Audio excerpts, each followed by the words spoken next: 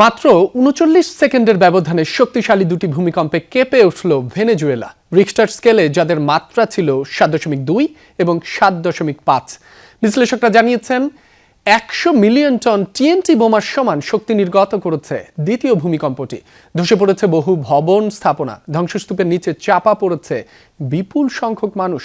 এ পর্যন্ত উদ্ধার করা হয়েছে ৩২ জনের মরদেহ। আহতের সংখ্যা ছাড়িয়েছে ৭০০। প্রাণহানি আরও ব্যাপক বাড়তে পারে বলে শঙ্কা করা হচ্ছে।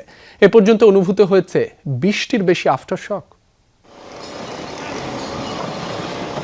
ভেনেজুয়েলার সিমন বলিভার বিমানবন্দরে আতঙ্কিত মানুষের ছোটাছুটি। হঠাৎ তীব্র কাঁপুনিতে দুলতে শুরু করেছে চারপাশ। স্থানীয় সময় মঙ্গলবার সন্ধ্যা ৬টা ৪ মিনিটে ভেনেজুয়েলার বিভিন্ন শহরে আঘাত হানে ১০০ বছরের মধ্যে সবচেয়ে শক্তিশালী ভূমিকম্প। মাত্র ৩৯ সেকেন্ডের ব্যবধানে শক্তিশালী ২ দফা কম্পন ব্যাপক ধ্বংসযজ্ঞ চালিয়েছে দেশটিতে। মার্কিন ভূতাত্ত্বিক জরিপ সংস্থা ইউএসজিএস-এর তথ্য অনুযায়ী রাজধানী কারাকাসের কাছাকাছি ভূপৃষ্ঠ থেকে ১৩.২ কিলোমিটার গভীরে ছিল ভূমিকম্পের উৎপত্তিস্থল। প্রথমটির মাত্রা ছিল ৭.২ আর দ্বিতীয়টি ছিল ৭.৫ মাত্রার। ভূমিকম্প এতটাই তীব্র ছিল যে দুলুনি টের পাওয়া গেছে ব্রাজিল পর্যন্ত। রাজধানী কারাকাসের বিভিন্ন এলাকায় ধসে পড়েছে বহু ভবন। মিরান্ডা ও লা গুয়াইরা অঙ্গরাজ্য মারাত্মক ক্ষতিগ্রস্ত হয়েছে।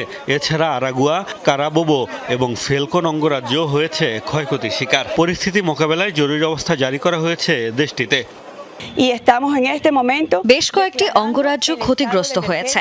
জনগণের প্রতি আমাদের প্রথম বার্তা হলো জীবন রক্ষায় ঐক্যবদ্ধ থাকুন। এটি অত্যন্ত সংবেদনশীল মুহূর্ত। বিশেষ করে যারা দুর্ভাগ্যবশত পরিবারের কোনো সদস্যকে হারিয়েছেন তাদের প্রতি আমাদের গভীর সমবেদনা। একই সাথে জনগণের কাছ থেকে সর্বাত্মক সহযোগিতা কামনা করছি।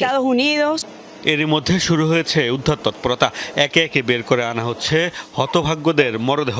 ধ্বংসস্তূপের ভেতর থেকে শোনা যাচ্ছে জীবিতদের আর্তনাদ। ভয় আর আতঙ্কে ঘরবাড়ি ছেড়ে খোলা সড়কে অবস্থান নিয়েছে হাজার হাজার মানুষ। সৌভাগ্যবশত আমার স্ত্রী, নাতনি ও আমি ভবনের বাইরে ছিলাম। ফিরে এসে দেখলাম ভবনটি পুরোপুরি ধ্বংস হয়ে গেছে। ভাগ্য ভালো যে প্রতিবেশীরাও তাদের জীবন বাঁচাতে পেরেছিলেন।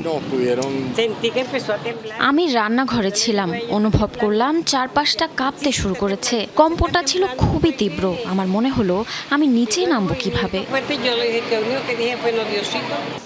এখনও একের পর এক আফটার শকে কেঁপে উঠছে দেশটি।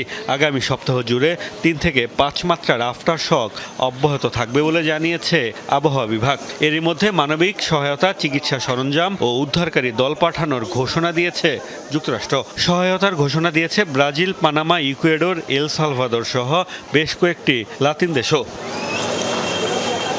মোস্তফা মাহমুদ, যমুনা নিউজ।